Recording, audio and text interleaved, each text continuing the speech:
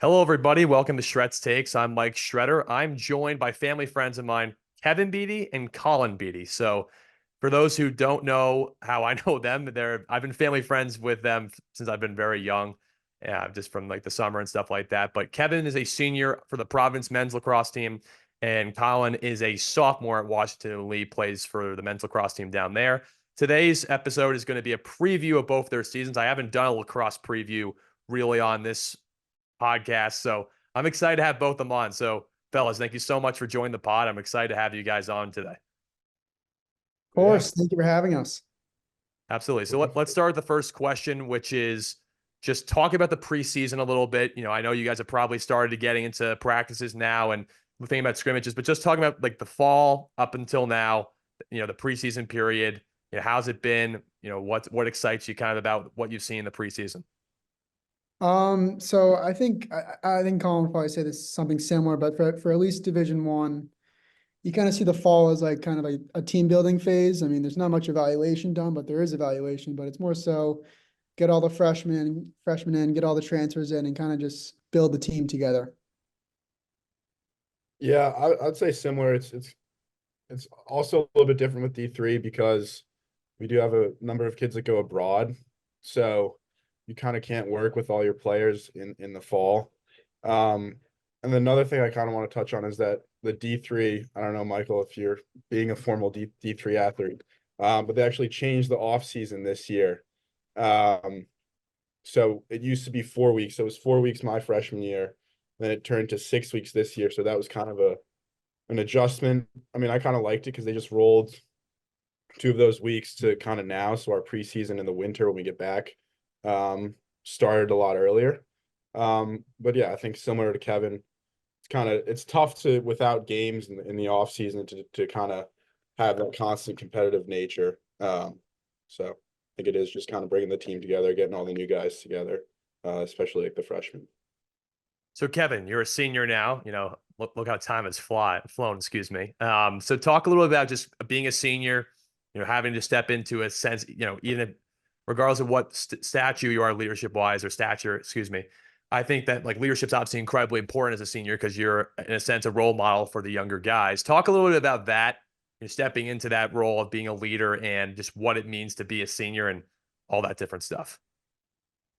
Yeah, absolutely. I mean, time really has flown by. I feel like yesterday I was a freshman, and I think leadership. I think my leadership style is more so lead by example. I'm not kind of a guy that will try and like get in your face and confront you, but I've seen myself more as lead by example. And I think leadership, I think you don't have to be you don't have to be a senior to be a leader. You can be a freshman and be a leader. I think it all stems from just being confident. I mean, I think when I was a freshman here at Providence College, I walk in playing Division I lacrosse and everyone's obviously really good.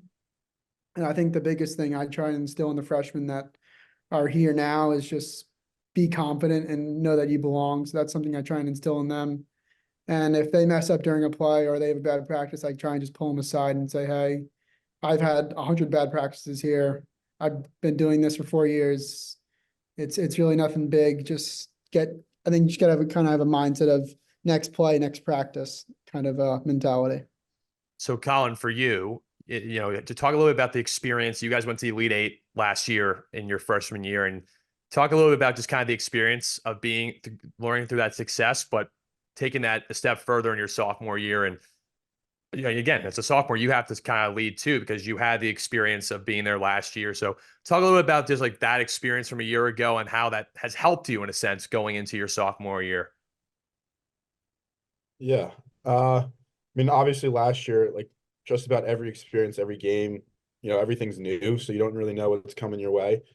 And I think also in a sense, when we got into that NCAA run, no one else on my team had been there. So that was kind of interesting to know that because, you're a freshman and you're like, oh my gosh, we're playing the Elite Eight against, what turned into be the national champions. And, they had also never been in as big of a moment. But I think, having been there, you learn a lot.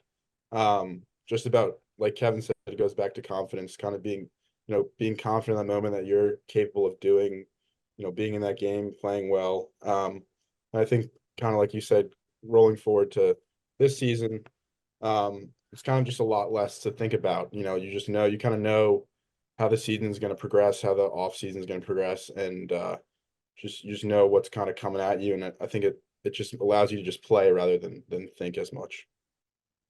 So Colin, what? to go, oh, sorry, you can go. No, Kev, you go. Go ahead.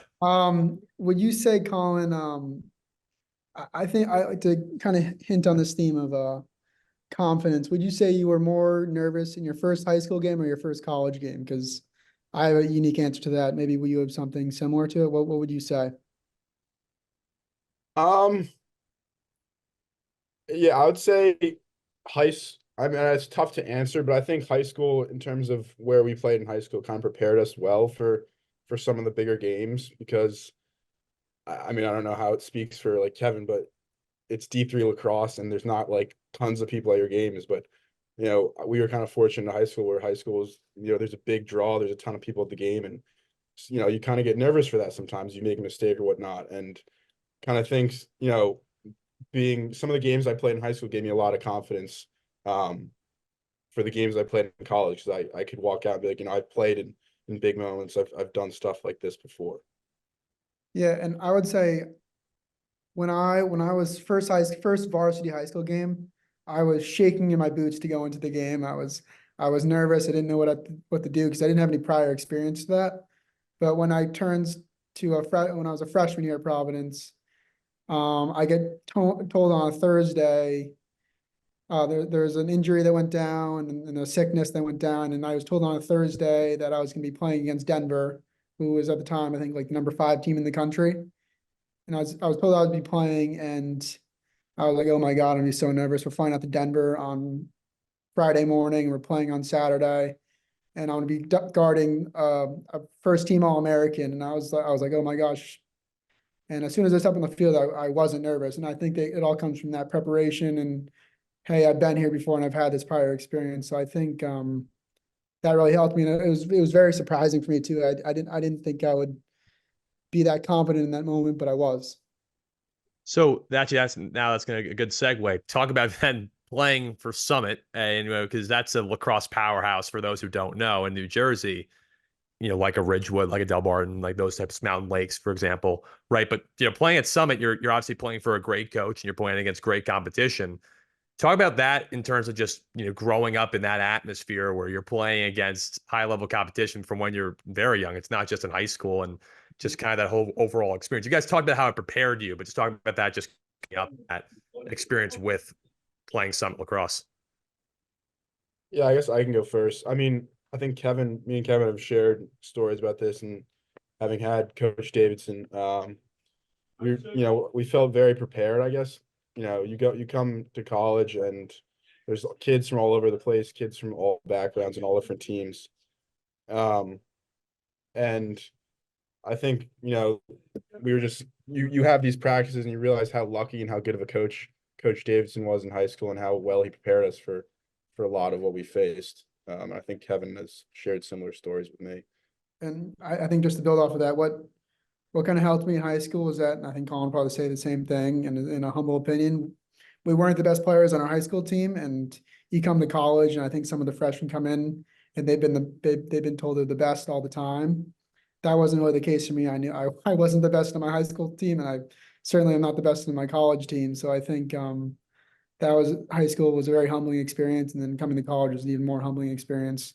So it was very good to have that under my belt. So let's preview your guys' seasons. And Providence plays in the Big East. And remind me, what conference does Washington and Lee play in again? I know ODAC. it's Division 3. So if I just Union, the ODAC, yeah. ODAC, right? Sorry, I didn't know that. I just forgot.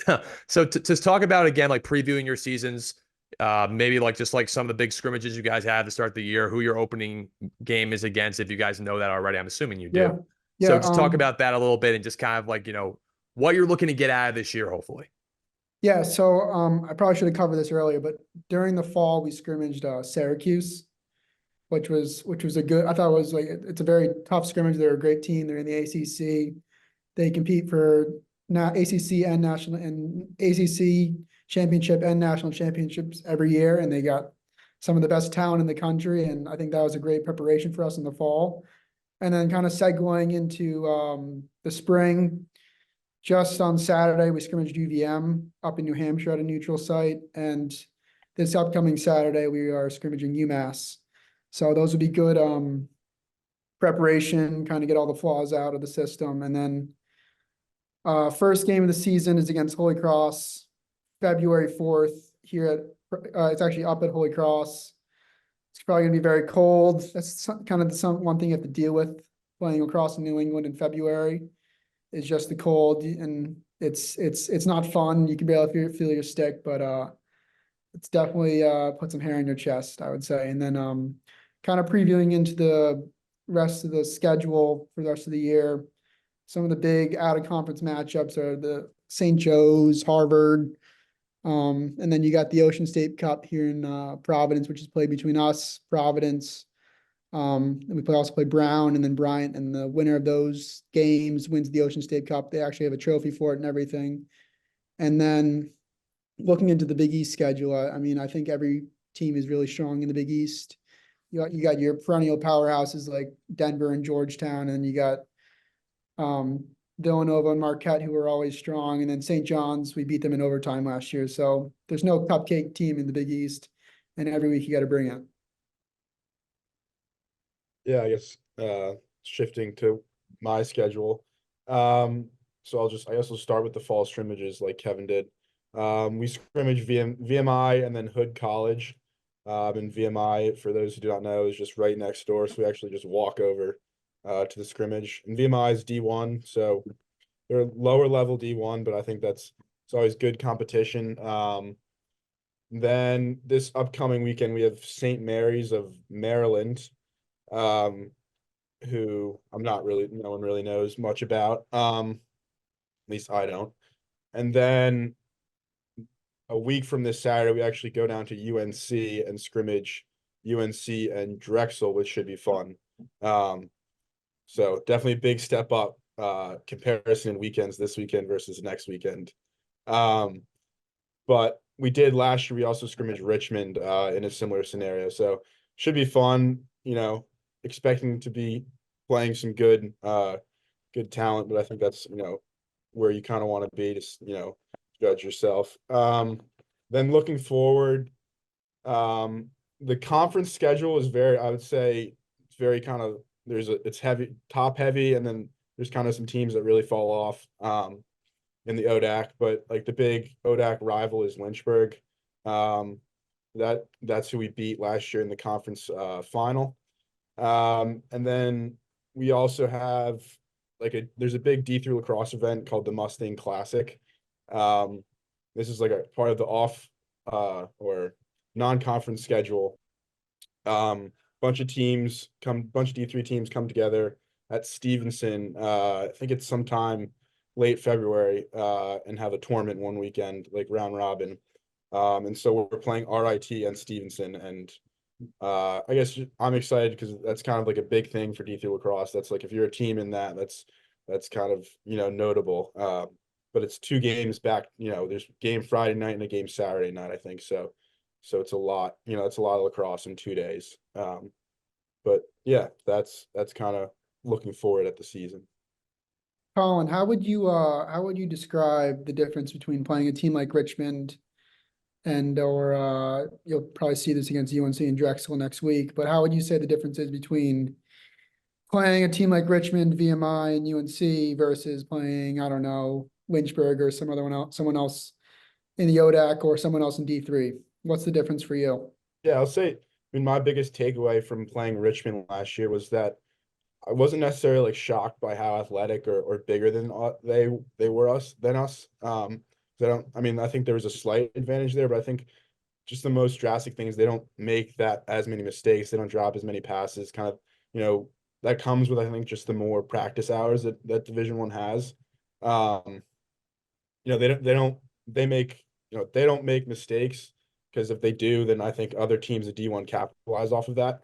So they play just very mistake-free lacrosse, as opposed to D3, where I think there's more, turnovers and offsides calls and stuff like that. They're very, very organized. They don't make mistakes, and when you make a mistake, they pounce on it and they capitalize off of turnovers in the middle of the field and stuff like that.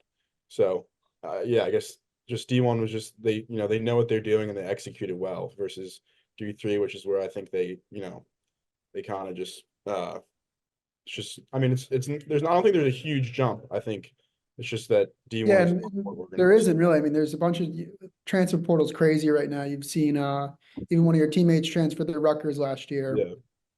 And I see it firsthand too. There's been a few guys who transferred in who are from D3 and are now even playing at Providence, and we compete against them sometimes too. And I don't think I think there's obviously definitely some talent D3, and the jump isn't as big as compared to some other sports where you see in football, where an Alabama probably couldn't, or a team from D3 probably couldn't compete against an Alabama or an SEC school, but you see a team like Tufts, they scrimmage, I'm pretty sure they scrimmage Dartmouth every year, and I think they beat Dartmouth a few years ago, which is pretty impressive. And I believe one of the starting attackmen from Tufts last year is the starting attackman on UVA now. So he goes from the best team on D3 to the best team, one of the best teams in D1. Jack Borden. Yep. Jack Gordon, yes. I remember commentating the Amherst and Tufts game last year, and Yeah. he was So a lot of the Amherst guys who listen to this podcast do not like the fact that you probably brought up his name, but he's a great player nonetheless. yeah, And he's yes, but he's one of many D3 players who make the jump, and they have no issue with it. And there's a guy here at Providence who transferred from Bentley, and he's probably going to start. So yeah, there's two guys from Amherst. One is at Duke and one is at Rutgers right yeah, now for their fifth year, and yeah. they were incredible lacrosse players at Amherst. And well, we'll see. I haven't really talked to them a whole lot, but like they Mhm. said they're like the competition for them is just it's adjusting to maybe like the schemes and that stuff, but like Yeah, for them it's lacrosse, right? I mean, in the sense like yeah. your stick skills are gonna translate. It's different than basketball, I would say, in the sense that basketball there really is a huge difference between Mhm. maybe not like maybe like the the low end D1s and high end D3, but when you go to like those mid majors, there's a huge difference. I mean, it's just Yeah. like the guys are bigger, the guys are stronger, they're more athletic, and generally they have better like more of a better skill set overall. It's just I noticed that when I played a pickup game against a guy one time, and this guy plays at Maryland now, and I just there's just no way I could compete. Like I played okay when you're going against guys who are, Ivy League players because generally Mhm. I grew up playing against guys like that. But when you're going against a guy who's like that level, it's Yeah. different. So I think that's very unique for the sport of lacrosse too. I mean, I think one thing I've learned over playing for my past, I don't know, 10, 15 years is that stick skills are the big equalizer. You can be slow and fat, and if you have good stick skills, you can be one of the best players on the field. So I want to end off this podcast with is just talk about just what it means to you guys being collegiate athletes, enjoying that student athlete experience. Because I know for me, it's like a big balancing act, but it's also really worth it because you really develop a lot of great skills, I think, going through those experiences. So just talk about that to kind of end the podcast off, what it means to be collegiate athletes and just, again, like just kind of give the viewers an idea of just, what it's meant for that point of your guys' lives. Because, it's 4 pretty important years you guys have been, collegiate athletes. So I guess 2 for Collin, but 4 for Kevin. I mean, yeah, I guess I'll go first with only having one real season of experience under my belt. I think one, like you said, it kind of gives you a skill set. It gives you forces you to have time management, forces you to get your work done on time. And just, gives you something to, like a structure more to college. And then I think just otherwise, I think, it's kind of like you have a built-in like social structure. So, you come on campus, you immediately have your roommate who's a lacrosse player, you immediately have all the guys you're all hanging around with are all, all the lacrosse players, which can be good and bad, but I think kind of just being a part of a team for 4 years and having those guys around you or just, all season long it's special. I think, having going on trips together and you kind of just being a part of a team and building a team culture that's healthy. And when you're winning, I think it is something special to be a part of. And I mean, I'll keep it short and sweet because we only done it for a year in college. So I'll let Kevin touch on it more. yeah, so I think after in my last semester of doing this, my last spring season of doing this, I think kind of reflecting back on it, I think how I think being a Division I athlete, like yeah, at times it's tough, but I think I don't know what the statistics are, but there's a lot of kids who aspired to be Division I athletes coming out of college. And Collin easily could have been one. He had those options, but he chose to play D3. But I think even just as a collegiate athlete as a whole, there's a bunch of kids who tried to played their high school sport in college, and myself and Colin were both fortunate enough to do it. So I think one thing is that I'm very grateful for the experience because not everyone can have it. And I think just based on the best lessons that I've learned is just kind of like being addicted to the grind of just working hard and manage your schedule correctly. Cause like, I don't know what I'm gonna do once I graduate because like, I, I'm working out all day. I go to practice for 3 hours every day. I'm lifting, and I can go to the cafeteria and I can eat whatever I want. But once I get out of college and I'm not going to 3 hour practices every day and mandatory lifts, I'm gonna have to cut back on the eating habits a little bit, and I don't know, maybe go for a run a few times. But to answer your question, I'd say definitely a grateful experience, and I think when you look back at the end of the season or at the end of the day, you think to yourself, hey, not everyone can do this. And then Michael, you can say this as yourself. You're also a college athlete. Not at this being a Division I athlete, being a Division III athlete is not meant for everyone. And it definitely, when you close your eyes at the end of the night, you kind of say, I did something not a lot of people can do today, and take the heat from your coach and your player and your respective teammates. So I think it definitely builds a good character and kind of sets you up for life after college. For sure. And I mean, I think the one word that you were trying to allude to there is sacrifice. Like you have to sacrifice a lot in order to do this. Michael, I guess I would just kind of going off that, you having, now away from the experience for, a year or two, what would be your answer to that question? Geez, like what it's kind of meant to me, I guess. Yeah.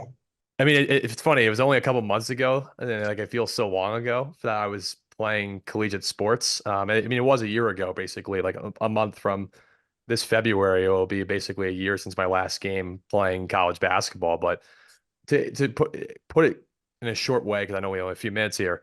I think it definitely gave me a lot of skills that have helped me in my grad school life. It's just like the discipline leadership that that I had to learn from just the different experiences, the different years I was on the team. I mean, obviously you don't take that stuff for granted. Big thing for me too is it really brought together a lot of like-minded people that I want to be surrounded by for the rest of my life, and I think that's an important thing too, because like you're around like hard work and discipline and teamwork and all that stuff, which is like a lot of it's just trying to like think outside of yourself, right? And I think that's a big thing about team is like you can't just be only about yourself. It has to be about the others around you. So anyways, I wanted to end off the podcast by saying thank you guys so much for coming on to the pod. This was a lot of fun. I'm really glad we did it. I know it's something I discussed with you guys over the summer, and I'm glad we finally are doing it now. Yes. And I'm gonna give credit to Jack Beatty because I know he'll be listening to this pod. So I'll give credit to him for being the one who organized this together. And, like I said, I wish you guys the best of the luck with your seasons. And, I'll be rooting for both you guys to, have great success and everything like that. And obviously I look forward to seeing you guys soon for sure. It's always fun seeing you guys. So thanks again for coming on the pod. I really do appreciate it. Yeah. Thank you, Yeah, Mike. thanks for having us.